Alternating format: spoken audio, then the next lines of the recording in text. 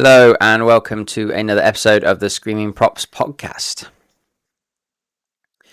I'm Dan, I'm your host, I'm the founder of Flyflow Media, and there's been quite a lot going on in the drone world for a while, but we haven't done an episode, so I thought I would just have a chat with you guys and talk about what's been going on. So normally I try and get a guest on, so that way there's some more stuff to talk about, some more interesting people from the industry. So over the last few months, I've tried to approach a few people about doing interviews and things, and it just hasn't worked out for whatever reason. People are either too busy, like things are building up now where people are getting busier and busier. So I thought I would just have a chat and tell you what I've been up to and what's been going on here. So I guess the main thing is, we've just been drone filming. We've picked up some other filming work as well, and it's all going really smoothly at the moment. Things are running well. We've got a couple of repeat clients doing a few different bits and pieces for, mainly around drone tours and that sort of thing. We're also working on a few projects around drone filming as well. So one particular thing I've been working on, which I'm quite proud of, is my own frame. So I've launched a sub brand called Fast Air Frames, and so far I've done a 7-inch platform. It's a versatile idea on a mini lifter, so it's sort of a cine lifter platform. So those of you who aren't familiar with cine lifters in the FPV world, they are effectively a larger drone that can carry a cinema camera. And cinema camera has quite a broad term, but mainly we're talking about cameras with interchangeable lenses where you can tweak pretty much every aspect of the shot that you want, from the focal length, the field of view, and then the depth of field of focus as well, depending on the lens you use. So popular cameras for this so far have been the Blackmagic Pocket, ranging up to things like a Red Komodo, for example, on bigger cine lifters.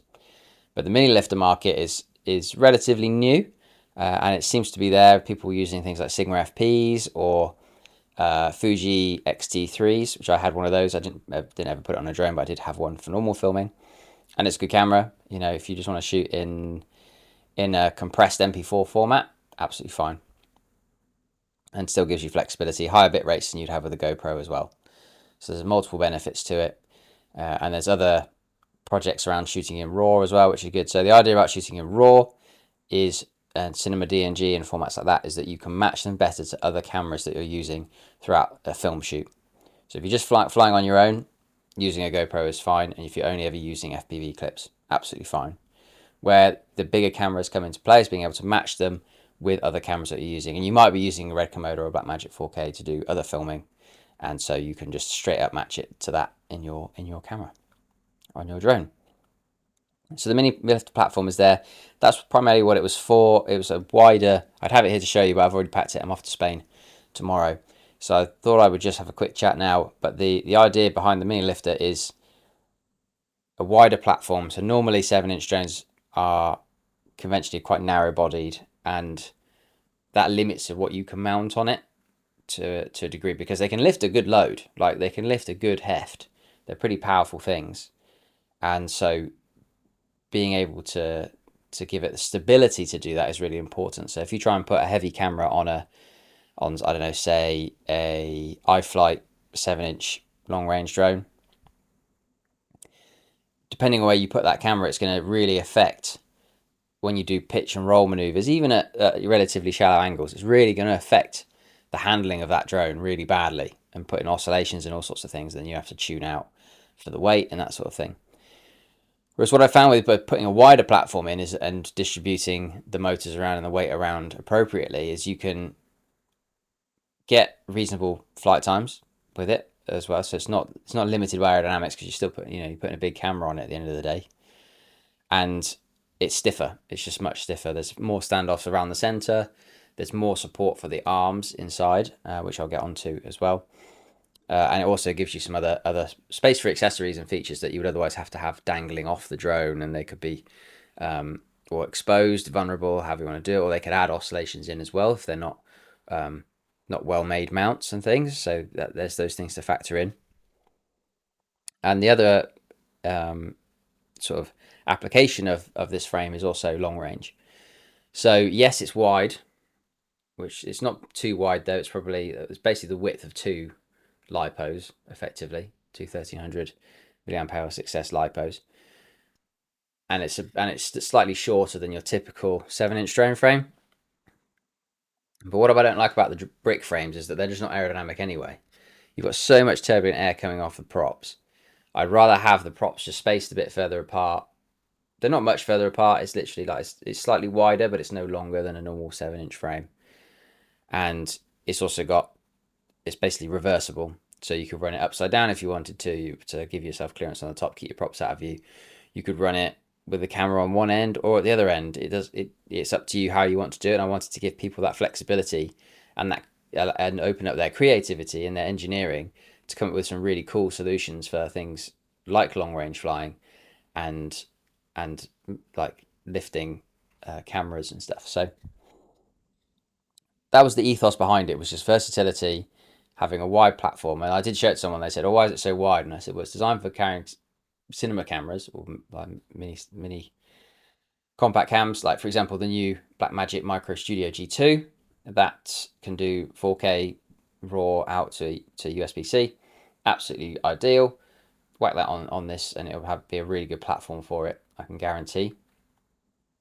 Some things I might want to do for the second variation or as a later sort of a free upgrade if we put it down the line is to basically just double the arms up. So the arms, they're not flexible because it's the stiffness of the overall frame is fantastic, and the fact the arms do have a little bit of rotational. I won't say play because that's the wrong word, but flex. There's a little bit of rotational flex just because they're quite long, and we wanted to keep the arm profile relatively slim. There is a little arm play. However, as long as all the frame's tightened up everything, there's no vibrations really whatsoever that you can see into the camera. There's no jello or anything. So the fact the arms are moving doesn't really matter too much. And actually, the fact they can move and they can account for variations in wind speed and things like that and allow for the thrust variations that will come through as you're flying, that probably actually is better because overall those aren't being transferred into your flight controller like you might get with stiffer arms. And so it's not, stiffness comes when you want agility and speed and perhaps some performance and efficiency, but it's not like these are spaghetti arms. They're really quite stiff and really quite good. So that's the only thing I might upgrade is having just doubling up the arms so they're twice as thick, and that will get around some of the flex issues. But they're not really issues. They're just there. But you get that with every frame, and particularly as frames get older, that gets worse. So I had this frame for a little while now, where I've been flying it. I've even crashed it at one point, just not on purpose, just because I had a fail safe and it happened to crash and break an arm. But with quick arm replacement, the rest of the frame's undamaged, absolutely fine. So it's really robust, and it's got really nice, what I think are nice, it just really like little touches, like in the frame we've got cutouts where you can make an insert so you can mount your GPS on top of the frame next to the battery, so it doesn't have to be dangling off the back. Same for your antennas, you can mount those in there and have them sticking up, and therefore it's not waving around off the back of the quad, it's just right nice and central. You could even integrate with your battery strap to keep it all tight and just minimize any vibrations out whilst not impacting on the quality of it in any way in terms of your signal and anything like that. And that's the aim as well, is to encourage people to design their own accessory mounts and features like that. So the frame will be open for pre-orders very soon, probably even when this podcast is out. And when you make a pre-order, you automatically get a download link to the STL for the top plate and a DXF as well. So you can use one or the other. And that way you can bring that in as a sketch or as an STL file, as a 3D file, to design your own mounts off of and make variations on. And that's ultimately where I see this going, is because I can only design so much stuff. I've only got so much time. But I think people as a whole can do quite a lot of interesting stuff with it. And that's what I want people to do there. I want people to play around and experiment with it, obviously on their own liability. I'm not offering any warranty for any dodgy things you're strapped to or whatever, but that's the idea, is to give people an open platform basically, as much as I can without giving everything away for free. So, and then there's plans in the pipeline to do an expansion on that, which is the next thing in the works, along with a racing frame as well. And part of this idea was also to look at Street League. That's the one. I was going to say Spec League, but that's not the right word. Street League, which is effectively a set of rules on 5S for flying 7-inch drones, and there's certain frames, there's things that they're bringing in that when you have to have it at a minimum weight, I think, as well. Which this is actually quite late. I think the weight quite light. All up, the weight of this is without a GoPro on. I think it's about 600 grams, which for a 7-inch with a 1300 milliamp hour 6S, it's the same weight as a 5-inch, which you kind of expect, but the motors are slightly heavier. You've got longer arms. It's a bigger platform as well. So I was quite impressed that it came in that light. But it all works. It's all got decent hardware, everything that comes with it. So, and it will come with a few mounts, like, for mounting your antenna, and I imagine these days pretty much everything can have a GPS on it now, thanks to Betaflight, particularly 4.5. So I think that's what we'll do, is we'll just give you the basic mounts to get you going, and then there's the whole play where you can design your own attachments. And down the line, we'll do things like a proper mini lifter camera mount and stuff like that, so you can have a proper setup and adjustable tilt and things. It's something I've been working on anyway for my own camera setups, but I just haven't actually refined and finished yet, so I don't think I'll be running that out. So that's what we've been up to basically, and doing other filming and working on stuff. I did think about designing a frame for the mini Whoop market, but that's quite saturated now anyway, although it is popular. But I think particularly for heavier lift stuff in the UK, it's very difficult to get hold of frames at the moment, I noticed. So that's one thing we're going to look at, and potentially produce some larger frames as well to accommodate for that. So keep an eye out. If you go to flyflowmedia.com / can't remember what the link is. And if you go to our website, you'll find fast air frames, and you'll find the lattice. It's what it's called, as our new frame lattice. Lattice being derived roughly from the Latin for wide. And it comes so you can fly it in either dead cat or reverse dead cat, or there is a slight X profile where you can bring the arms of the dead cat slightly further across, so you can get slightly more closer to an X profile, but it's not quite a true X if you need to. But so far I've flown it in the reverse dead cat and the dead cat format, and both they fly great in both. You can see the props in the reverse dead cat mode, but the idea behind the reverse dead cat mode was if you were putting a cinema camera on there, what you tend to find with some of the dead cat frames that I've seen people use potentially for mini lifting, where they're running a Sony, I don't know, A6000 or something, or that sort of series camera, or a ZV-1 or something like that, is you get a lot less control on the nose. So when you pitch forward, it struggles to account for the weight of the lens. And I think that is something that when you see people put a dummy red Komodo on there with a lens and stuff, they fill the main body of the red with all of the heavy stuff so they can tune it.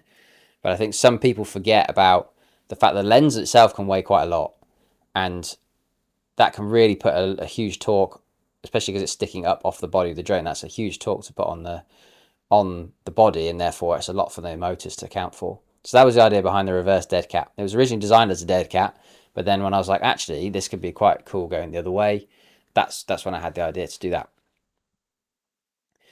So that's what we've been with frames. So, apologies for waffling on about this new frame, but I've been working on it for quite a while. I've been excited to tell people about it. So that's what we've got to with that.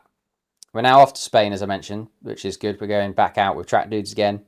We're going to film some more motorbikes. And we've also got a Blackmagic Pocket 4K for doing slow-mo and other terrestrial filming as well. So we've got basically full service video production, all in-house now, and one person in me. So that's opened up a lot more opportunities, which has been good, and hopefully continues to open more opportunities. So I'm looking forward to working with more people. So if anyone sees this off the back of me sharing it on LinkedIn or something, and wants to have a chat, then that would be great. And yeah, look forward to working with. So there's potentially scope to work with other videographers and photographers and other drone pilots potentially as well down the line. So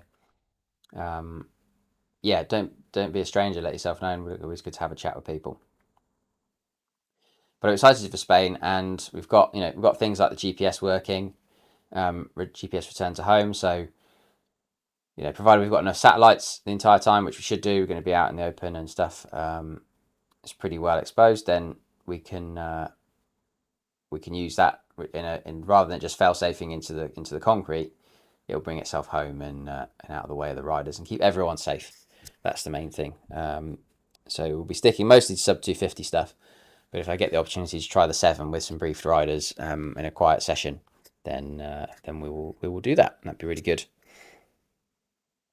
So very excited for that. It's very difficult to pack into Ryanair luggage. So if anyone's not from the UK or Europe, Ryanair are an Irish airline that basically work out of most of the UK. They're super cheap flights. That's why everyone uses them. But you have to pay extra for luggage. And while I could do that, I haven't booked it. So I actually can't go in and pay for the extra luggage because it's been booked by the company I'm working with.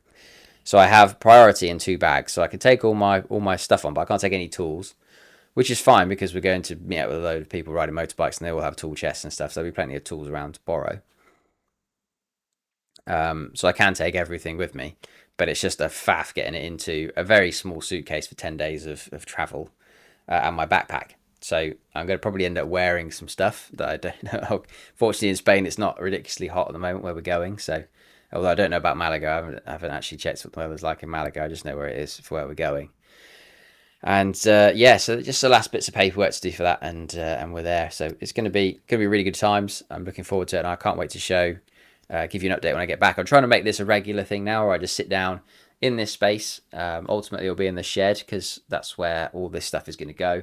This room's really small. This is little cubby hole space behind me here, which has been really useful for setting up as kind of like a mini studio space. But there's just so much stuff in here now. You can barely. Basically, where that camera tripod is, that's filming this now, is the only space I've got outside of this chair. There's just no room to do anything. So that's where we are with that, and we're moving forward. Yeah, we're just cracking on, and I haven't really got any tales to tell. I thought I'd just then kind of go on about some of the stuff that's happened in the industry so far. So obviously there's a couple of things. So F1. So everyone in FPV will have seen, and likely a lot of other people will have seen the F1 drone video recently with the rocket drone or the dildo drone, whatever you want to call it, and it's basically aerodynamically streamlined and optimized for flying at 350 k's an hour. So it's able to follow a F1 car around Silverstone, basically. And the reason it hasn't been able to do that before is partly down to aerodynamics, and also efficiency. So bigger propellers give you more thrust, but at the same time they also create way more drag.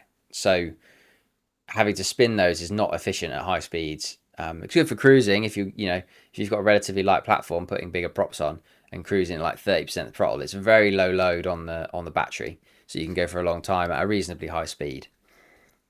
But when you start trying to push that through the air, it's a lot of energy, and the batteries struggle and suffer, so they can't do it for very long. And ultimately, you hit a terminal velocity, which is around sort of 200 k's an hour, I think, roughly the maximum you'd get out of that. And so yeah, that's the limiting factor. With this rocket drone, you've got better aerodynamics, you've got propellers. Smaller propellers are more efficient at high speed, and so yeah, that's how they get around it. Basically, is in that design, and it's really interesting to watch. And it's really interesting getting that perspective in it. I think for me, I was really excited for the fact that it shows the speed of the car so well and how fast they're actually going. Which, when you have sort of high frame rate cameras and loads of cars going around, and you kind of get desensitized to it, even the in-car footage, because it's just unrelatable, right? You get no real idea of how fast you're going, but when it's in that drone and you can see it going around and you see all the force on the cars and how it's meandering through, I thought it was super impressive. I thought it was really cool, and it made F1 really engaging to watch. So hopefully down the line it's something that we'll see implemented. I can't see it realistically being implemented. It's too logistically difficult with crowds and potential issues. You know, if one of them sets on fire, goes on the track, all this stuff.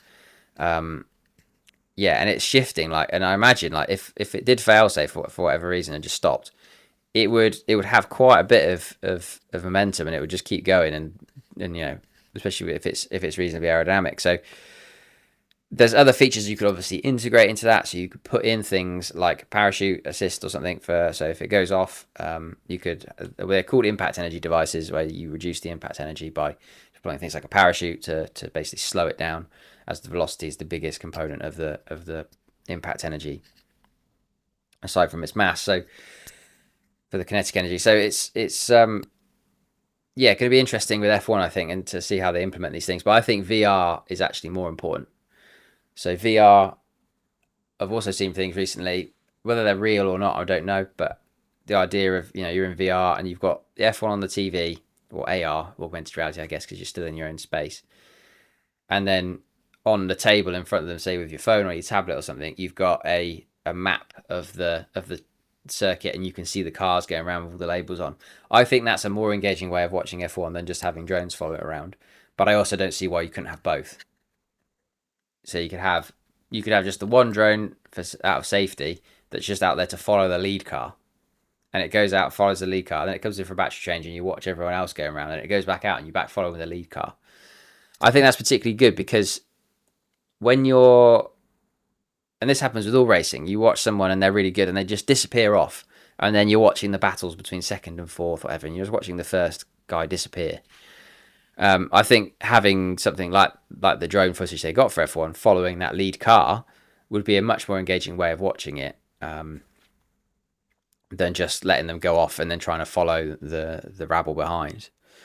So yeah, 100% up for it, seeing it in F1, and I think it'd be really cool. But it's, you know, not, it's doing it with proper drones, and you know, if teams want to develop their own drone where it's like, right, we're in the lead, we can release our Ferrari drone or whatever, that would be quite a cool concept. I think that would be really interesting. And then if they're not in the lead and it goes back, and the other team launches their drone, and it can have all their sponsors and stuff on it and things. There's a number of ways you could do it, and I think it would be really cool, and I'd love to see that. And I'd love to see it for other sports as well. I'd love to see this being implemented in things like motorbike racing, and where, to be honest, you don't necessarily need something that fast. Yes, it's good to be able to get up to like 200 mile an hour on some of the straights, but for things like BSB and things where you're on generally a bit smaller tracks in the UK, it would be good just having FPV follow stuff. But again, it's the safety, it's the risk, it's making sure it can never go wrong, basically.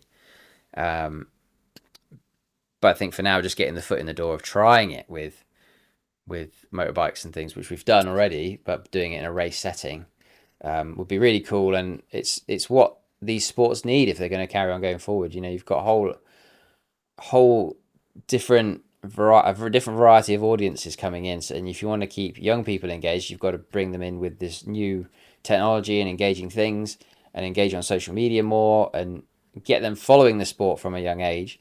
Because I mean, I was fortunate that my family were into bike racing, not as in they did bike racing, but they just enjoyed watching it, and because they enjoyed motorbikes. And so I was fortunate that I had that upbringing around motorbikes, and that's why I think they're fantastic. And also as a racing tool and performance tool, they're a fantastic value for money compared to car racing and other stuff. I mean, drone racing is actually the cheapest at the moment. It's so cheap to go drone racing, but yeah, that's getting more expensive. And also, that's the thing. People need more money to go racing, and you're only going to get that if you've got more investment. And to get more investment, you need more media, and you need more exciting stuff that's going to get in people's faces. So I think that's an important aspect going forward for motorsport. I think they need to embrace this, not just at a PR stunt level like with the Red Bull stuff, but with a proper strategy going forward for implementing it into the actual championships. So yes, that was really interesting to see that, and for F1. And the other thing I noted that I watched seen as well recently, which I'm in two minds about this one, which is the Enter Shikari gig at Nottingham, with the drone there. And the reason I'm in two minds about it is that A, I think it was really cool. But I think it's fantastic to see that at an event, and you see it all over the world where people do it at festivals and things like that. And I disagree. I disagree ultimately. It doesn't, because for me, so in the UK, for anyone that doesn't know, flying over crowds of people or assemblies of people is illegal. And the reason for that is that if they can't disperse and the drone goes down and something happens, then not only could they be hit by the drone, which is bad enough, but there could be things like a fire or something like that they can't escape from, and therefore you end up with, real badly hurt people, like really bad, and you can't mitigate the risk from that. Like you could be like, oh yeah, my drone is built, it's so well built, it's fantastic, it's never going to do any of that. You can't ever say never. Never, you can never say never is never. It. There is always the risk it could happen, and the mitigation is just too. Even the probability was like nothing. The fact that it still could account in death is notable, and that's where I'm divided on it. And I think regardless of the fact it was indoor and it wasn't illegal, because the air navigation rule doesn't apply indoors, I still think there should have been more mitigations in place for that. And I know they did practice tests and stuff. I've seen some of the the behind the scenes and stuff, and I think the pilot JR as well did a really good job, and had the right gear. I think using brand new prototype drones from KD Drones was probably a bold move. I think to use relatively untested gear, other than in sort of the rehearsal stuff and maybe some of the testing that's gone on before. And I think the only way I think you could have done it better in terms of mitigations was to use a hard battery case. And because if people are moshing around and stuff and that drone goes down, even if it doesn't hit anyone, if someone stamps on it, kicks it, whatever, and pierces that lipo, that is a huge fucking fire. And I don't know if these people involved with the flights have ever seen a lipo fire, but they are nasty. Even from a small little battery like that, they are nasty. And we want things like this to happen going forward. We don't want it to be a one-off thing and then it never happens again because of a huge incident. We want this to be done, be a staple at gigs. We want to be able to provide this perspective for loads of people. And I think it's these sorts of perspectives are fantastic for accessibility and for promoting to getting it to people who can't go and see these bands from around further parts of the world, so they can get a real close-up view of what it's like to be there at these concerts and things. So I think it's well done. It's really good. And for I know I've been a bit mopey about it, but it is a really good example of how FPV can be used, and I think it was really well done. I particularly like the takeoff from Rue's hand as well as before going over the crowd and stuff. I think I would have done less over the crowd stuff. I think I would have focused mainly on the stage, because if you're showing it on the screens as well, people don't care about the crowd. They can see it from where they're sat. They can see the people moshing around and stuff.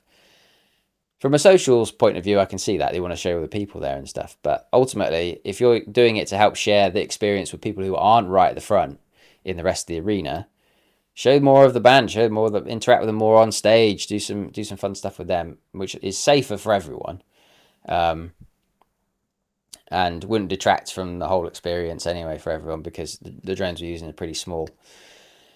So that's my 2 cents on that. Not that anyone probably cares, but I think it's really important if we want these things to carry on and go forward, because all someone has to do is point out, or it happens, God forbid, that you do have a lipo fire in one of those scenarios, and that's it. It's game over. And we don't want that. We want that to be happy and good. So awesome application. Could be some improvements, in my opinion, on how it's delivered. And it's subtle. It's literally just trying to mitigate any chance of that lipo getting damaged in the event of a crash or anything like that. Yeah, so that's kind of what's been going on in the industry at the moment. It's otherwise been quite quiet. There's no real new products. I'm looking forward to trying the Walksnail Moonlight. So I use Walksnail, even for my commercial work, I use it. The reason I use it is because I bought into Walksnail just before O3 came out. So I'd already invested. There's no way of getting my money back out of that really at that stage. So I just stuck with it, and I've been following the developments, and it's been really interesting. So I look forward to seeing how that plays out. So I look forward to seeing how Moonlight goes, and I think with the settings that are coming, from what I've seen, I was initially like, oh, that doesn't look that great. I think I watched Joshua Bardwell's video and I wasn't that impressed with it. But I've seen some other stuff recently, and I think when you've got things like AI upscaling and AI denoise and all this stuff now that's coming in, that's for the most part, if I was just doing it for a drone tour or something, or if I was doing it for, say for example, I wanted to put it in a really small, like sub 100 grams, sub 50 gram little drone that I could use to fly around stages and stuff, or fly, around people at a festival or something. That's pretty inoffensive, and can also get you into some really tight spaces that are tricky to do, even with a sort of 20, a 2.5 inch Cinewhoop. You can get those through most things, but even then, there's still some gaps that you just struggle with, and it can be quite clunky sometimes as well. And also just getting through to things like the naked GoPro, like it brings the cost down significantly, which then means that if you're not having to bring a £600 stripped down GoPro with you, you can probably save your client a bit of cash, or just take more profit, however you want to look at it. But there's a few things they need to sort out, like, if people unpower their drone, then it doesn't corrupt the files. That's a big one. We've had that back in the day with other cameras. Like, just fix it. It just requires a capacitor. You just need a little extra time for it to, when it loses power, to know that it's lost power and stop the recording. That's all you need it to do. So just implement that, please, Walks Now, because that for me, I would definitely forget to stop recording, and I have done before with other cameras. I've used that, or I've had a crash and the battery's ejected, and I've lost that footage that would otherwise been useful for the rest of the pack until the crash. So yeah, hopefully with a few more firmware updates, it'll be good. I'm running the Pro camera at the moment in the 7-inch, mainly because I wanted the gyro data in case I wanted to use that with Gyroflow with something that doesn't record gyro data in another camera, or to use it with something like the Blackmagic, because I've used Gyroflow with the Blackmagic 4K a few times now, and just for handheld stuff, I've noticed that it's not the best gyro data. It's very noisy, and it doesn't sample very frequently as well, I noticed. I'm not sure if you can change that. I don't think you can change that. It'd be nice if you could. So just things like that, and then I'm also using the V3 camera. So they're both cameras that are single antenna cameras. So they struggle a little bit, I think, when you're. In fact, where I've seen them struggle the most actually is for a couple of applications indoors, just for testing. When I've been range testing, I've bumped up to 200 milliwatts just to see if it actually made any improvement, and in some cases actually made it worse, particularly in some indoor environments, which is to be expected because you will get more bouncing and more reflections, but digital should also account for that. So yeah, just the things on that. And also I was using the 25 megabits per second mode. It was better on the last firmware I used than the 50 marginally, and it gave me more channel options and stuff. But I've gone back to using the 50 megabits per second mode now at 720p and high frame rate, purely because it gave me a much better signal than it did at 20. Just the image quality, like it was you just fly over grass and you wouldn't know where the grass started and ended because it was just already compressing that point. And I was just like, I don't like the image with this, but if you bump up to the 50 megabits per second mode, it's much better in terms of having that detail. And it also means when it does drop out, it's much more gradual than, because you're already not working with that much data anyway, that when you do lose a little bit of signal, it drops really heavily very quickly. So you get a bit more warning with the 50 megabits per second mode. And we've got GPS rescue working. So Betaflight, I've got the two that I've got working with GPS rescue now are my 4-inch cruiser, which is really good. That's quite nice for doing scenic shots because it flies for quite a long time. It's very lightweight.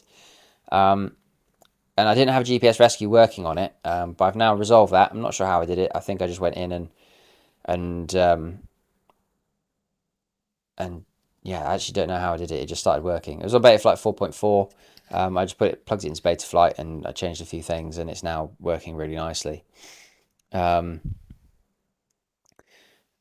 yeah, they both work really well, which is good. And the same on the 7-inch, it works beautifully, and that's on Betaflight 4.5.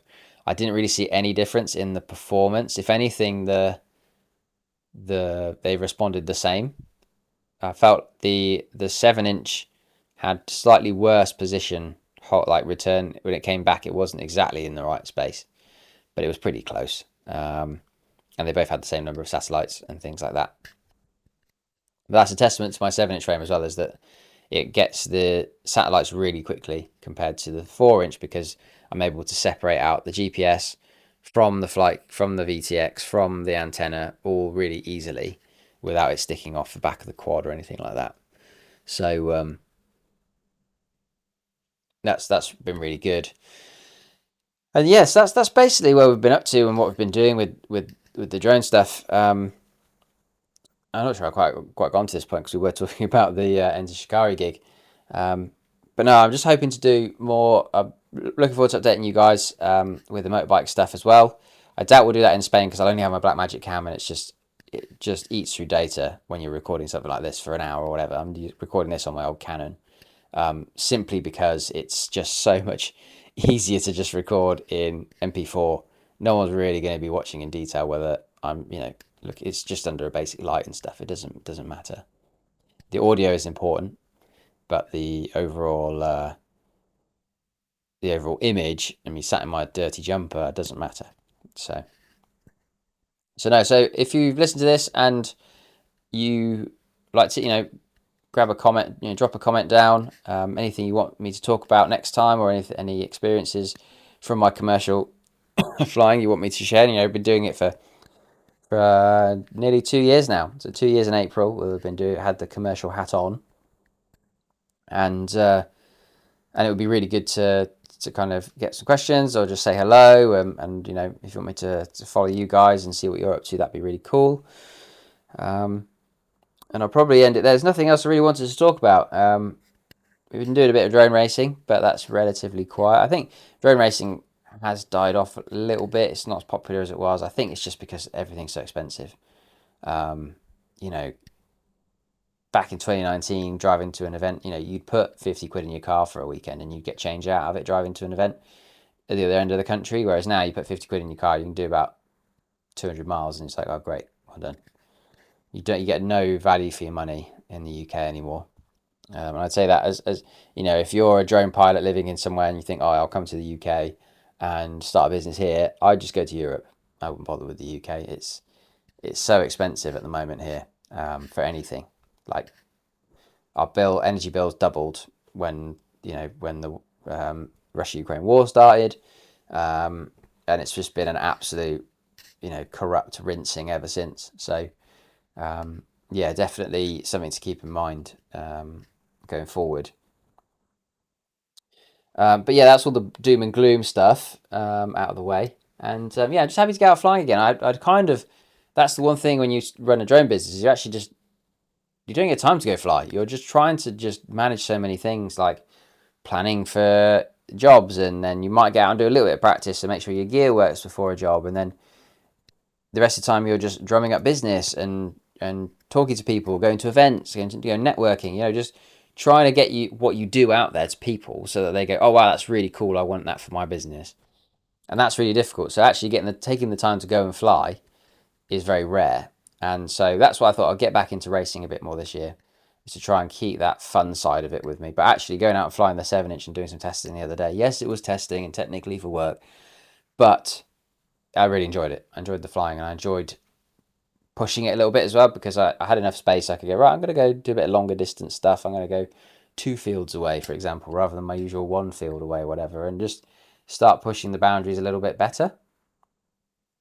And yeah, hopefully now I can.